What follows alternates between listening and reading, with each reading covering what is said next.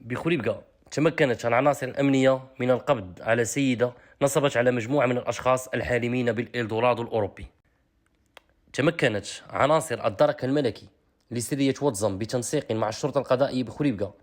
من إنهاء مغامرة سيدة نصبت على عدد كبير من الخريبكيين الراغبين في الهجرة إلى الديار الإيطالية، بعدما أوهمتهم بقدرتها على تهجيرهم مقابل مبالغ مالية مهمة قبل أن تختفي عن الأنظار. وحاصر الضحايا أحد المنازل بمدينة بوجنيبة بعد علمهم بتواجدها داخله، واستدعوا رجال الدرك والشرطة القضائية بخريبكا الذين داهموا المكان بإذن من النيابة العامة المختصة، وأوقفوا المتهمة واقتادوها إلى مقر المنطقة الإقليمي للأمن لمباشرة البحث والوقوف على جميع ملابسات القضية. وكان الضحايا قد لجئوا في وقت سابق إلى القضاء بابتدائية خريبكا بعد علمهم أنهم تعرضوا للنصب والاحتيال من لدن السيدة، حيث سلبتهم مبالغ مالية متفاوتة مقابل تمكينهم من عقود عمل بالخارج، موهمة ضحاياها أن خالها يعمل كإمام بالمهجر ويملك كثيرا من المعامل ويحتاج إلى يد عاملة متدينة سيوفر لها المسكن والمأكل.